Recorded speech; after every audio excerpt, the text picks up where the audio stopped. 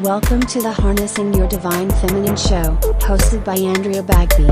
We believe that when you give a woman an opportunity, you give her the world. Be sure to like, comment, and subscribe to our videos. Okay, hi! Welcome to Harnessing Your Divine Feminine, the only show that gives a woman opportunity, because when you give a woman an opportunity, you're giving her the world. Today, I'm so happy to introduce one of my oldest, dearest friends, Glenda Emory.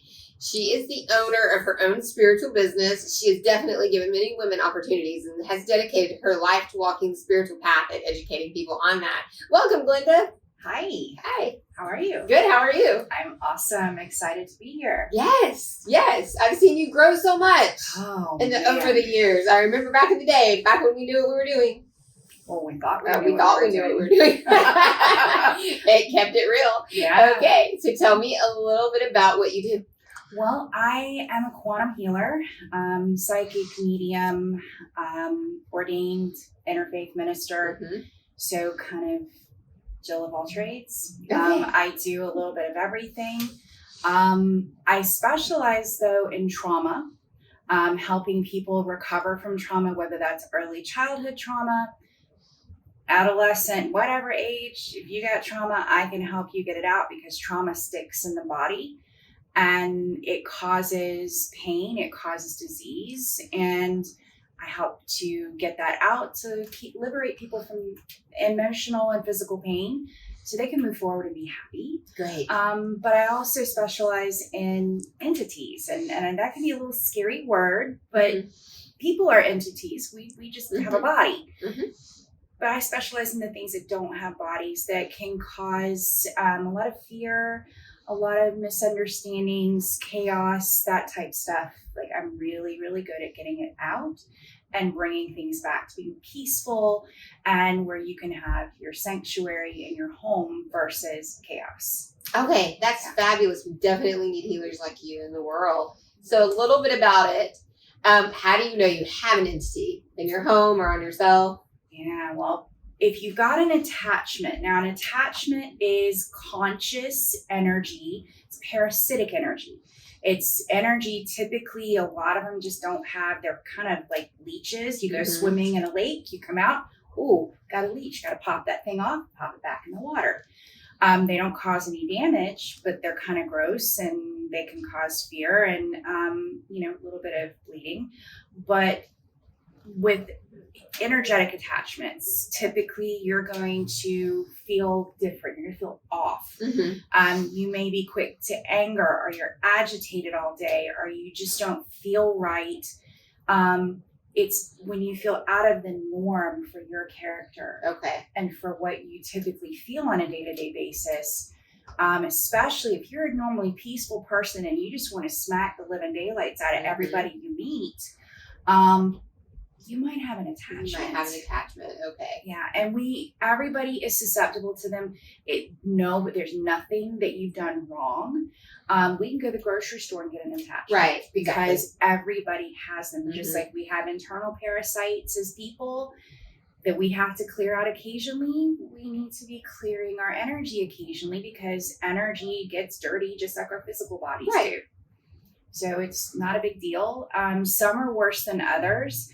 I specialize more in the nasty ones, the ones that hang on and don't want to go, and other people will try to get rid of them and nothing happens. Like, you'll get relief for, a day or two, maybe a week, and then all of a sudden your symptoms are right back. Right. So you can also have things in your house, and typically how you tell is, you feel funny in your house, you feel like you're being watched, cold spots, a sense of dread. When you're in certain areas, pets are a fantastic indicator. They see what we don't. Mm-hmm. And so if your pet is looking, yes, everyone's had that, right? If they're just looking, it's okay. Mm-hmm. It's if they're freaked out, they won't go in a room. If you have a cat and the cat rears up and hisses at something that you can't see, it's time to have a clearing. It is. Yeah. And clearings are basically purifying blessing and sanctifying the space that you live in and raising the vibration so those lower vibrating things cannot withstand the higher, more peaceful, more loving vibration that's brought in to replace the So chaos. that's like, what's the difference between an attachment in your household and being like, well, I think I live in a haunted house? Okay, so that's a great question. Haunted houses, sometimes honestly, it's the person that's haunted. Mm-hmm. If you're a medium, and even if you don't know you're a medium, the dead can still see you. The dead still know that you're a medium and they want help, because sometimes in crossing over, there's goof ups. You don't time it right, or you drag your feet too long, look at, oh, wow, this is a new experience. This is neat. It took my mom a year to cross Right. after her passing. So it's a choice. It's free will. Right. You can't force. We're not just sucked all the way over to the other side. It's, hey, here's the doorway. Mm-hmm. Come on, sweetheart. Let's come back to God, come back to love, creator, source, spirit, whatever you want to call it. We all go back to the same place. And it's come on. Yeah. Come on, sweetheart. Let's go. But sometimes people get scared and are confused and they don't understand what they're supposed to do. And so they kind of hang around, and then the window closes because it doesn't stay open 24/7. Right. Because that is technically a portal. Mm-hmm. Don't leave those open, right? Because anything and everything can come through them. Mm-hmm. So with that, if you're a medium, you're going to have activity. If you have a child who is sensitive to spirit, you're going to have activity. That's where the learning to clear and keep your space locked down minimizes that. Now, there are places that bad things have happened. I've been in houses, I used to do paranormal investigating. And so I've been in houses that like every single person who died in that house was stuck. For whatever reason, mm-hmm. they could not leave. So having to help them, kind of manually help them. Right. Is what it took to clear that house.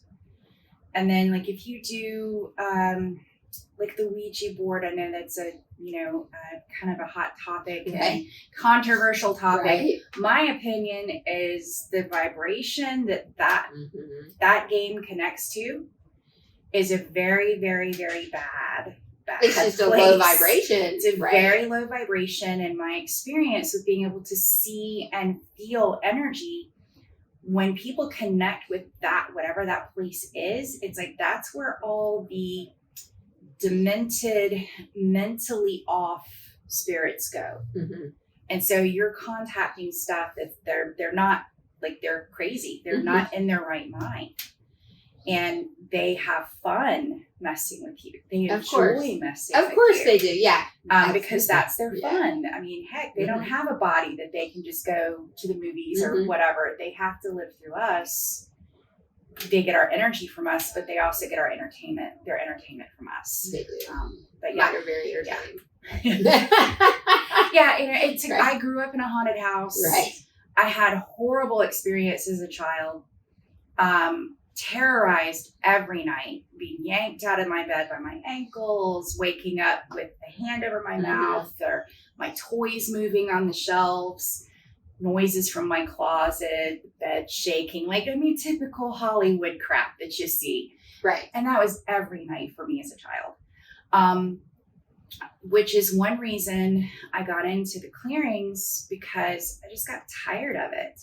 I got tired of having attachments. I got tired of having things. And when you walk the spiritual path, you become more sensitive to these outside energies. And so you're aware of them. Right.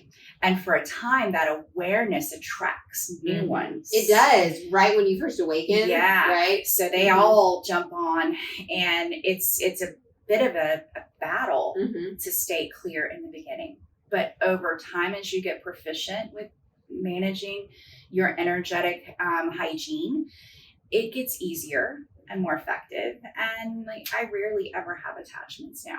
Right. And it's a matter of letting your abilities not become your disabilities. Mm-hmm. Right. Mm-hmm. That's really what it is.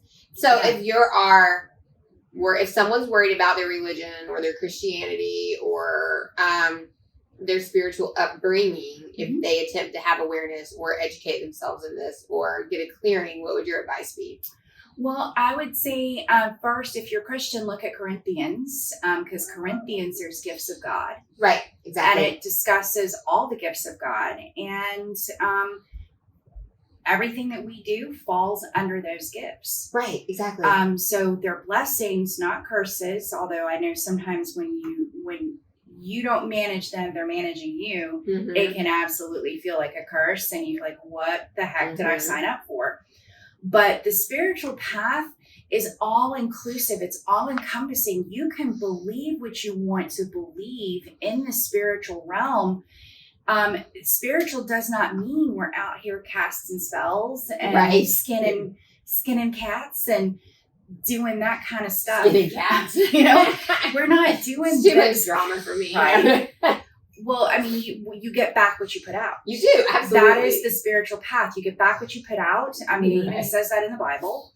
I was raised Southern Baptist, so I know my Bible backwards and forwards, and I did wrestle with this. Right. Because I've always been like this, but when I awoke, I couldn't turn it off.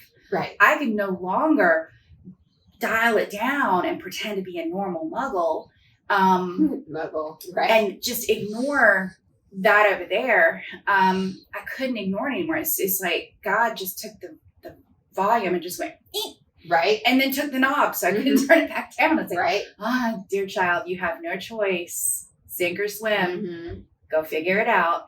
And boy, howdy, I went through a lot of stuff trying to figure it out. Right. And that's another reason why I got into doing all this, is because I would have loved to have had someone to make it a little simpler path than it was. Absolutely. It was a very long, arduous, difficult path that there were times that I want to quit.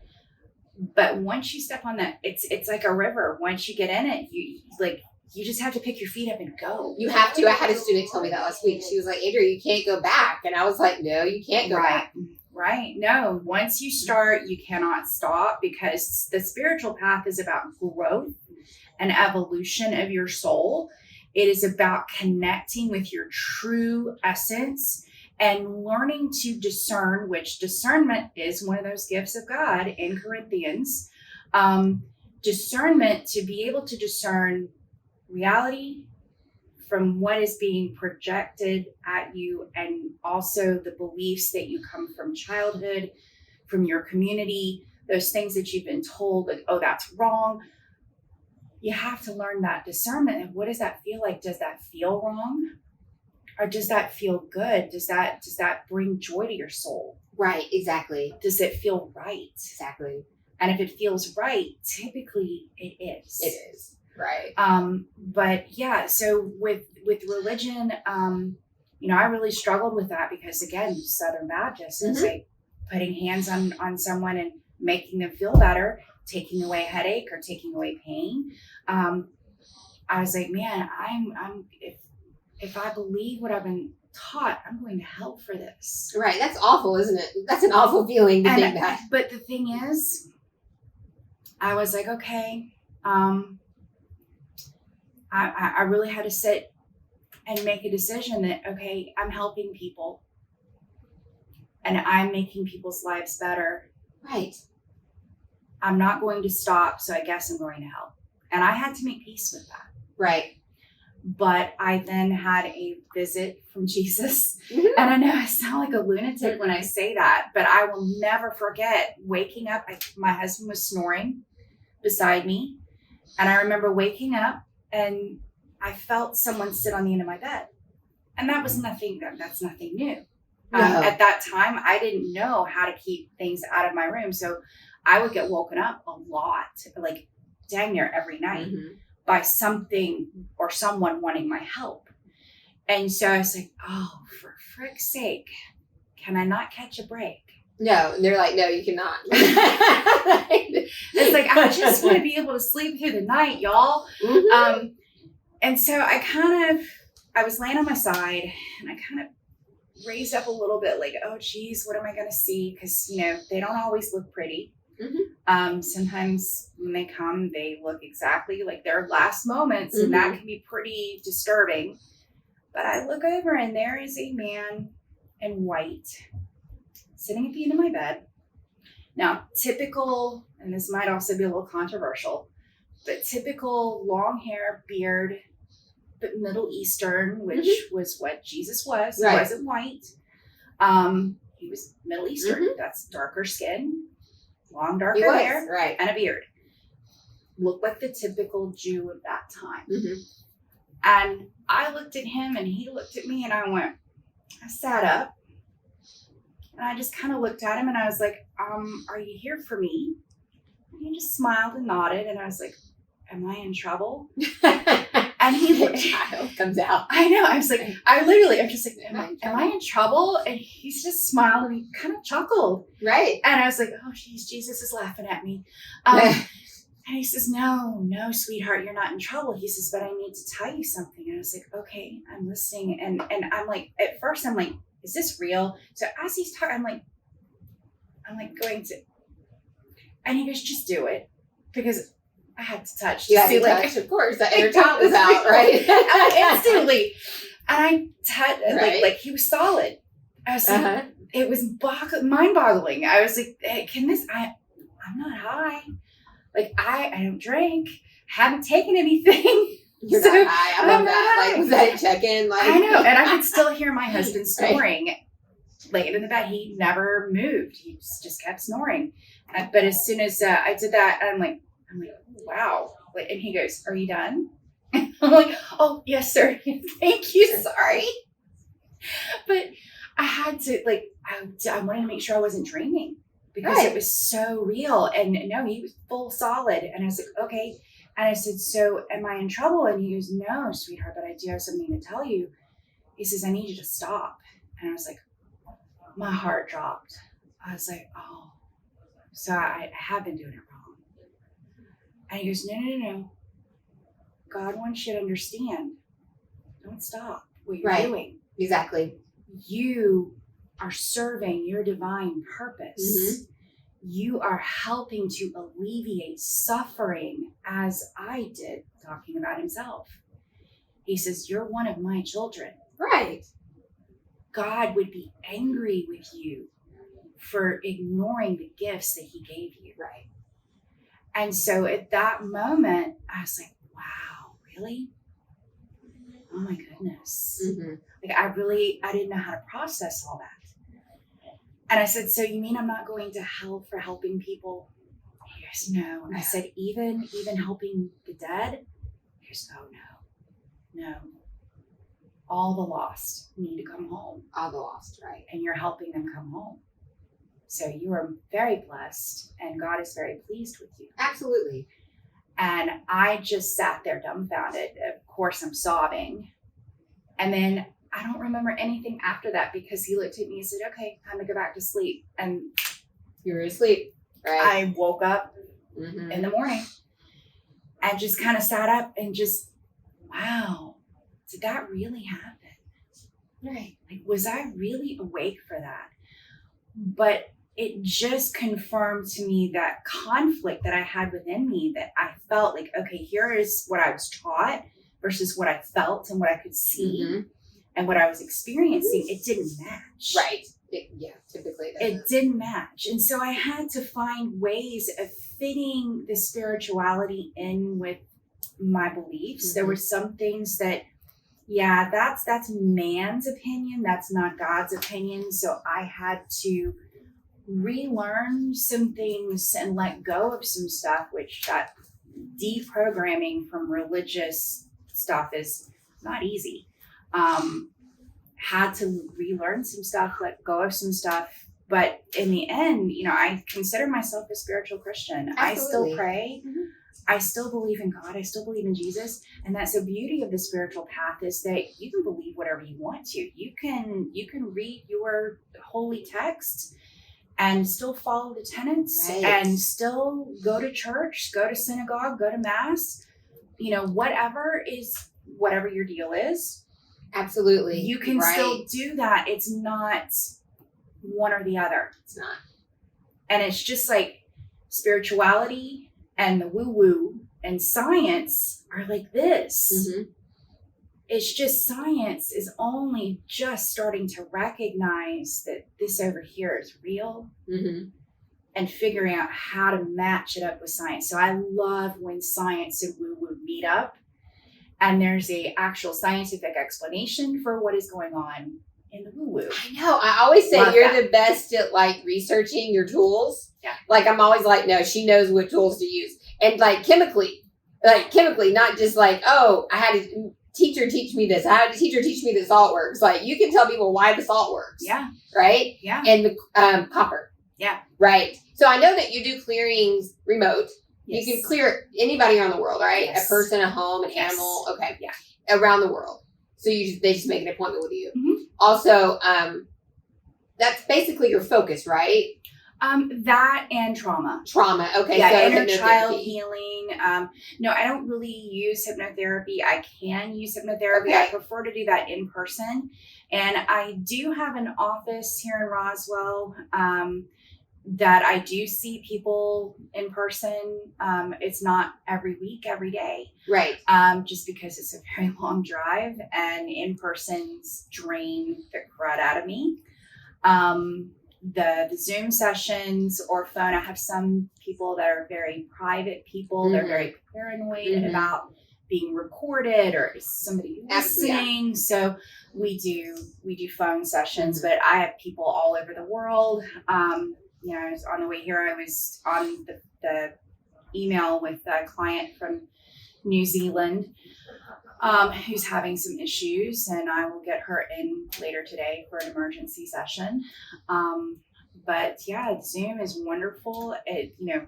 COVID really kind of forced me to think outside the box. Right. Because I had the belief before COVID that in person was the only way to go. That was the only way that was effective. And that these people that were doing it through remote stuff, I was like, that can't be real. Like that can't be that effective.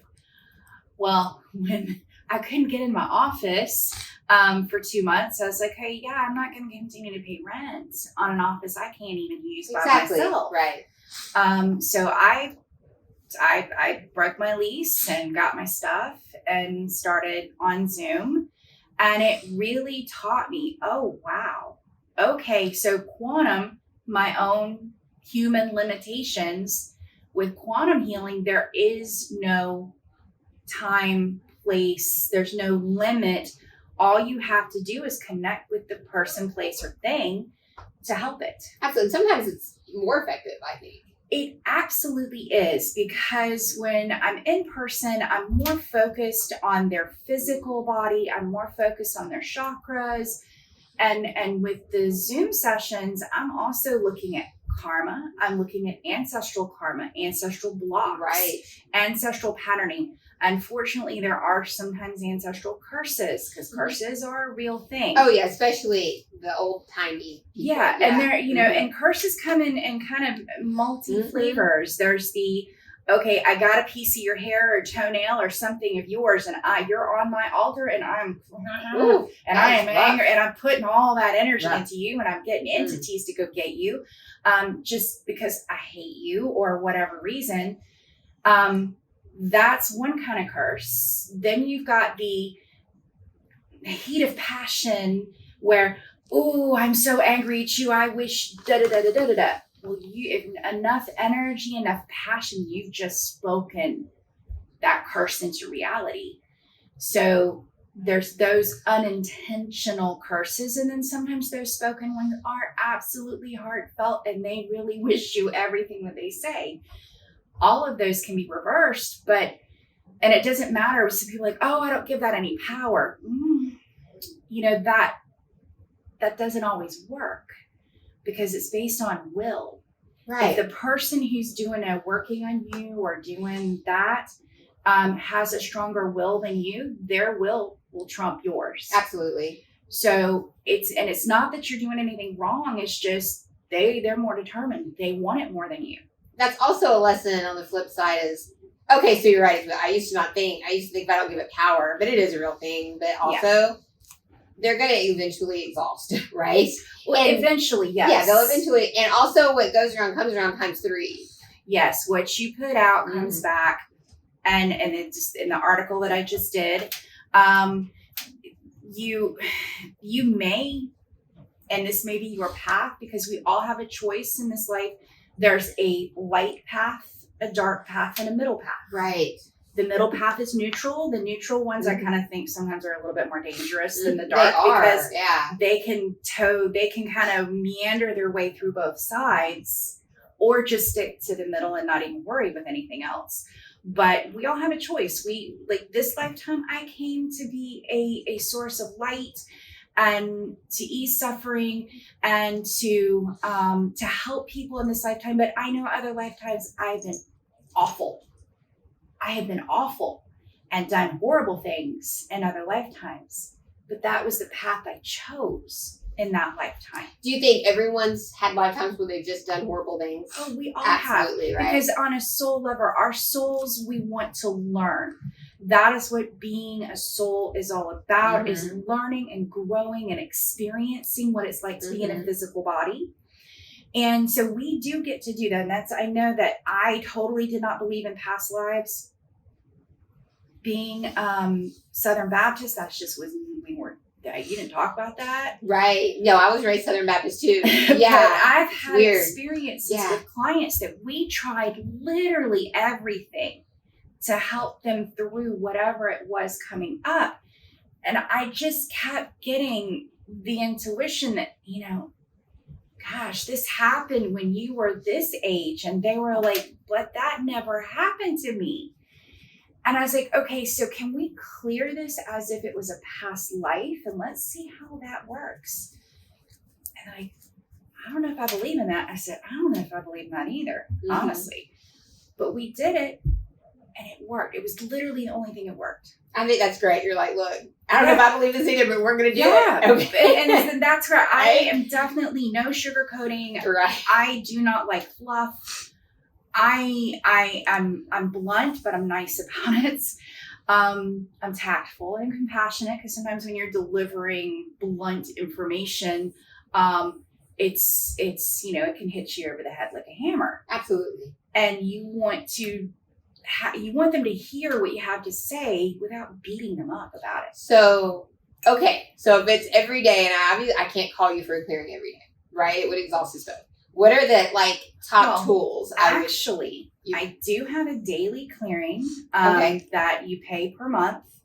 I also have a weekly and a bi-week, and every 2 weeks on my site that you can purchase. And basically, I connect in every day, either morning or evening. I have everybody broken up that, okay, so mornings work better for some because it's energizing. Right. And it's kind of like getting a shot of caffeine. So you don't want to, if someone's really sensitive like me, I can't do energy work on myself late in the day or have someone do energy on me late in the day because I'm up all freaking night. It energizes the heck out of me. So I'm like Energizer Bunny, and like, whew, it's not fun. Right. It's like you just want to go to sleep.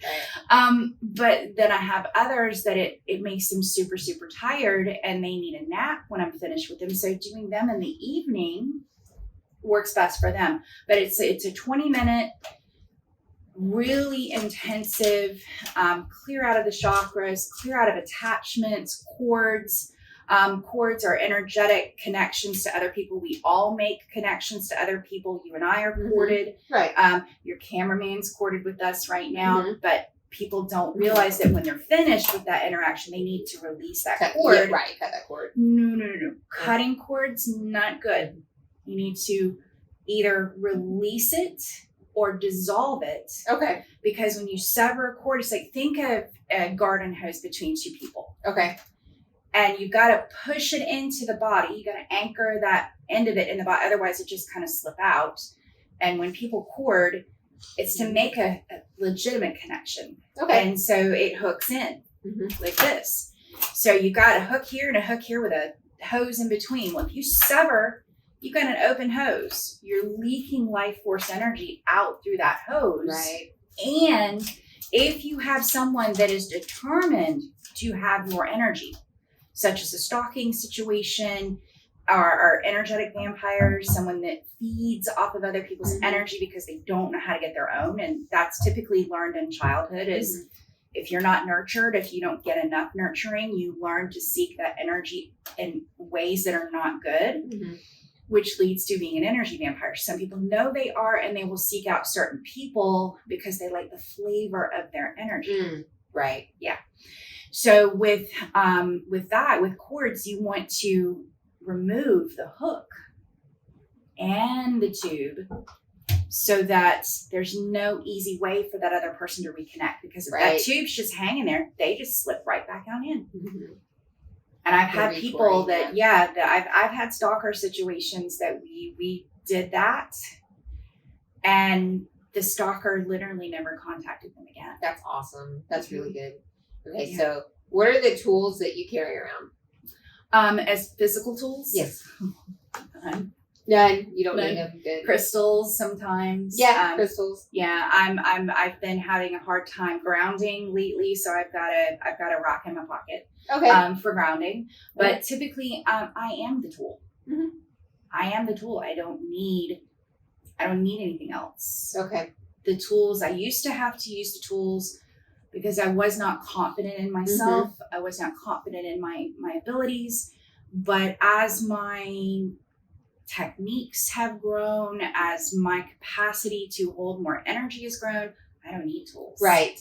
Good. Good. Yeah, because tools is just, everybody uses them. When I started out doing psychic fairs, I used oracle cards and tarot because I saw too much stuff. Right. Focus, and it helped me focus. But then over time, it was just like, I already knew what the cards were going to be. And it was just cumbersome to keep that up. So now I just don't use any tools. It's just all energy and looking at contracts, and I can look at Akashic records. But looking really deeply within, and typically everybody's ancestors show up for their session and they're like, oh, look at that. Hey, go fix that. We need you over here. So they're very helpful. And I listen and I hear my guides constantly. Sometimes they'll actually literally interrupt me as I'm saying something, and they'll be like, no. It's this, not that. I'm like, oh, okay. So let me backtrack that. This is what I'm hearing. So yeah, I don't need tools, which is nice because it's cumbersome now. It is cumbersome. Yeah. I know I see a lot of people there ask me for tools. I know salt is a big thing. Oh, it is. Salt is purifying. Salt cannot be corrupted. Salt is used in sacraments. Salt is used to purify, make things sacred.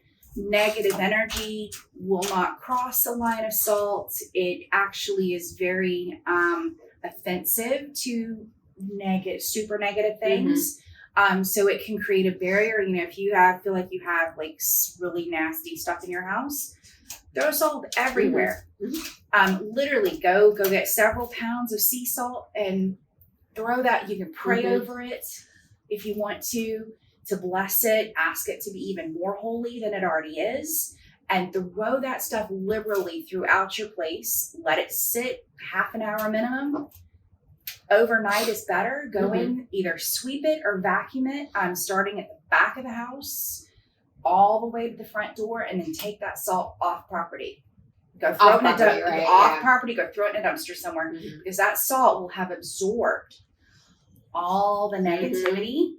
And because it's everywhere, stuff can't hide. Right. Stuff can't hide. And then you may want to make sure you get rid of your clutter, because clutter creates little pocket dimensions where stuff can come in and out of it.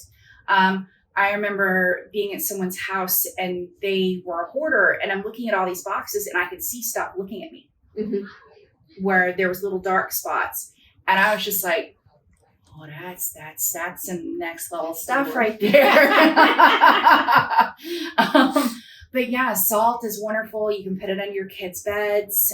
Selenite is a wonderful thing that people can put in their houses under the beds, because selenite is also purifying.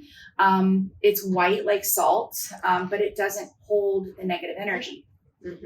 That's where salt holds the negative energy. That's why you don't keep it. That's why you don't reuse it. You get rid of it. You take it off the property because it's absorbed stuff. So salt is a wonderful tool for people. Especially if you're getting woken up at night, put some salt under your bed, either in a dish or sprinkle it. Just make sure if you have pets that you don't let them get under there and get into it, because that can actually cause an imbalance with their kidneys and cause kidney failure.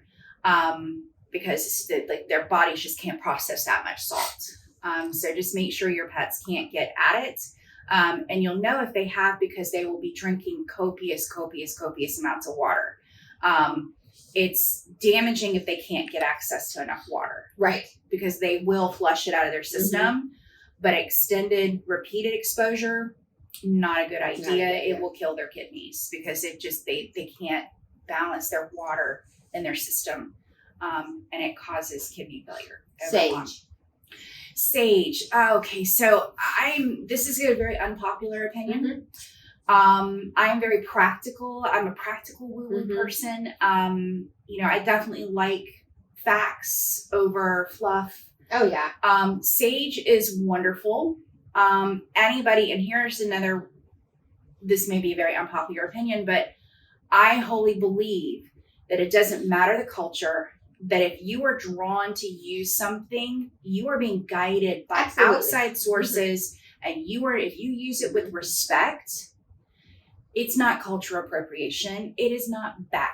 You are being given a tool that is outside of your normal scope of knowledge, because what you normally have ain't working. Right. Exactly. So you're being given something to help you. So use it, but use it respectfully.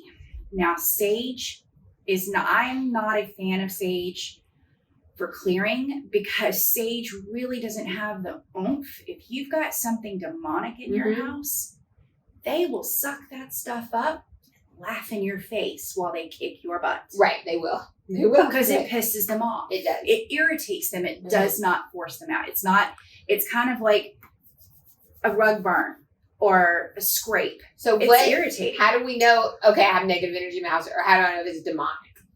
Okay, so demonic, that is where you are waking up with bruises, scratches, bite marks. You are sense of dread, feeling watched. You're suddenly sick, and you're a person that never gets sick, and suddenly you've got cancer, or you got some serious illness just out of the blue, and bad things keep happening, and you're like, where the heck is this bad luck coming from? My car broke, my washer broke, I got a leak in the house, all this damage is done, the electrical system got fried. That is typically because they wear you down from the inside out. Your relationships go south. A lot of arguing, people just completely cut you off for apparently no reason. You start losing money. They really wear you down, because they really want you to be completely defeated. And sage won't work on them. The best combination I have for that, I do have a smudge powder that is 22 different herbs, resins, barks, that are all ground to a fine powder, and then you put them on a charcoal disc, and it smokes like crazy. Okay. The smoke is what is clearing, because it's that energy of all the different roots, herbs, barks, resins that are being pushed out into the environment, and the smoke particles go into everything. That's why if someone has a lot of clutter, I will really smoke it up, because that gets in all those little crevices where those little things can hide. Sage just doesn't have enough power to push things out. It's great for unconscious energy. So unconscious energy, we all pick up unconscious energy. That's you're out in public, you're just going along, you're doing your thing. It's like dirt. We get dirt on our shoes, we get dirt on our clothes just by walking around. Right, you don't have to brush up against anything to get dirty. Right. Dirt particles are everywhere. Yeah. We pick them up on our clothes. Our bodies create contamination through bacteria, through sweat. through skin cells. So it's just the same way with energy. But as you're out and about, like Walmart or a grocery store, and you're just thinking, call that the sausage factory. You're just churning out stuff, thoughts or things. And so as people are thinking, they're releasing. And that releasing, that it's energy, and that energy, it's not conscious energy, it's thought. And it just kind of goes everywhere. It does. We walk through it. It sticks to our clothes. It sticks to our shoes. That's one reason why in Asian households, you don't walk around their house with your shoes, because you have energy attached to your shoes. Absolutely. They don't want that in their house. And it's true. You know, you go places, especially if you've been to a graveyard, you've got that energy. You're bringing it into your house. And you can bring stuff home with you. So I love benzoin gum resin. Okay. It's a little difficult to get these days, and it's expensive, but you don't need a lot. If you combine that with frankincense, benzoin, and cedar, grind it all up, make a powder. That is a wonderful blend that is even used in the Catholic Church. Okay, good. Because the Catholic Church smudges. Oh yeah, of course they smudge. Absolutely, They smudge. That smoking censer that they're going through the church like this, they're smudging. So that's if the church is using it, why can't you? Why can't you? Right. Exactly. Right. Exactly. So use what's at your disposal. Absolutely. Yes. What's the best advice you can give our viewers? Keep going. If you're drawn to the spiritual path, you're here for a reason. Most people drawn to the spiritual path are here to help people in some capacity. And that doesn't mean you have to sell all your stuff and, you know, go live out of your car, whatever, and be homeless and have nothing. We've had timelines and lifetimes that was the thing. If you wanted to be on the spiritual path, you had to give up everything. This lifetime is a path of abundance. We can choose to have things. We can want things. We can want new cars. We can want fancy houses, but still be spiritual. And it's just like we can cuss up a storm and still be spiritual. I know. There's anybody that tells you, oh, you can't do that or you're not spiritual. Run. That is a red flag. Isn't it? Yes. Because they're trying to control you based on their beliefs. And there is no controlling in the spiritual. There's definitely rules. There's definitely, you don't violate someone's free will without consequences. You know, you don't connect in with darker stuff and not expect consequences. But the spiritual path, it's hard in the beginning. And it's not like it's always easy. No, I tell people, I think your life could get worse. Yes. Before it gets better, right? When you step on the spiritual path, anything that is counter to you moving forward is going to come up, and that includes inner child trauma, that includes core beliefs that are incorrect, that is anything blocking or stopping you from moving forward, because the spiritual path is the path of enlightenment. And enlightenment, what does it mean to wake up? It means that you've been walking around in the dark with a little teeny flashlight your whole life. Right. And all of a sudden someone walks in and goes, why are you walking around in the dark, goober? Flips the light on and you're like, holy crap. That pile of stuff in the corner. Wow. How long has that been sitting there? Now what do I do with it? Now you got to go through that pile of crap a little bit at a time. That's why healing is in layers. You don't get all the crap out in one go. That's where people, when they come to me for healing, you know, sometimes I can really move a lot of stuff. And sometimes that's all people need is just to have that moved out of the way. They don't need another session. And I think that's fantastic. It is for some people. Then there are other people like, yeah, you know, you got a lot of stuff and I'm one of these, I like my stuff. I like my stuff. It takes me a long time to get something to move because I don't let go very easily. And that's something I've always done. And that goes back to, it's still another inner child that I'm still healing because I'm still working my own stuff.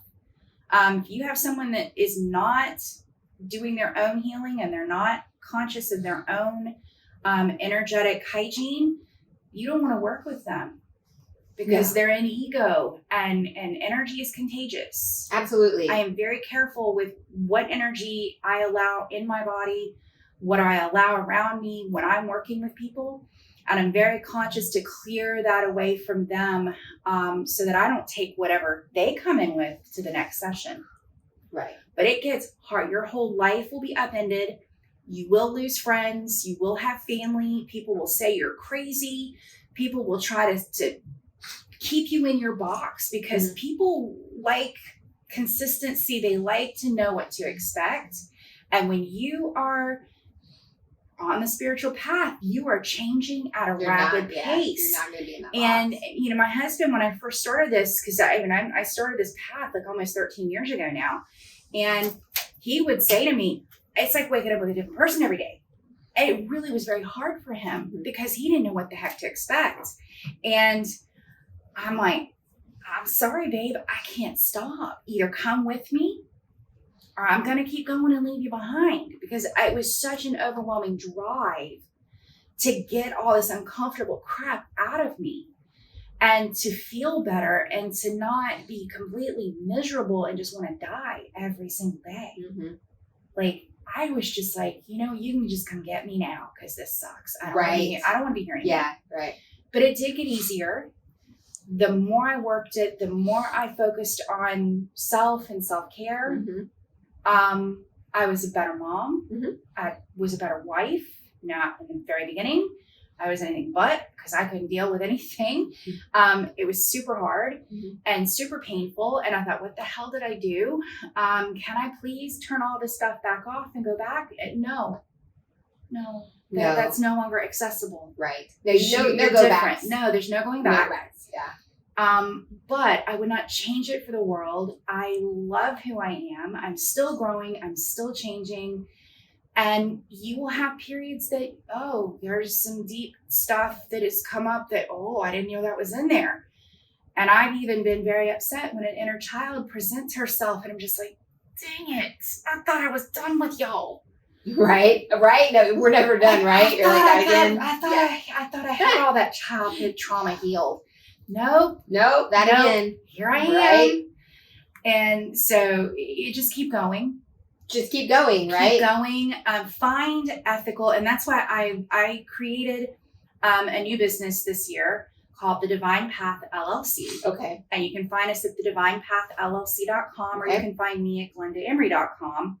Both sites kind of do the same thing. It's just the Divine Path is a group of very ethical people who specialize in different things. Because when I first started this journey, I wasted a ton of money with people that would give me just a little bit,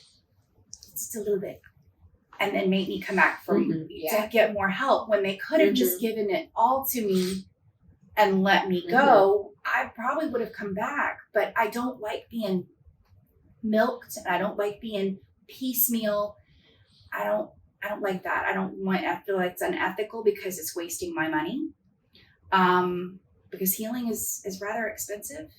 Good healing is. It's worth every dime. But it's worth every penny. I wanted a place that people could go to see and find ethical healers, ethical psychics, that they knew when they spent the money with those people that they were going to see some changes. Right, exactly. And that they were going to receive some tools to help them move forward. Right. Instead of kind of blindly fumbling around with this, it gives more of a laser precision.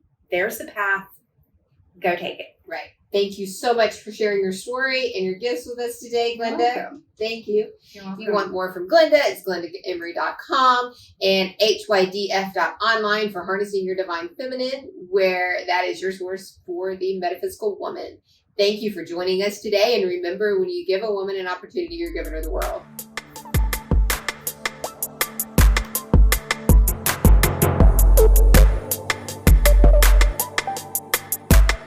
Harnessing Your Divine Feminine show is produced by 8 Robinsons TV.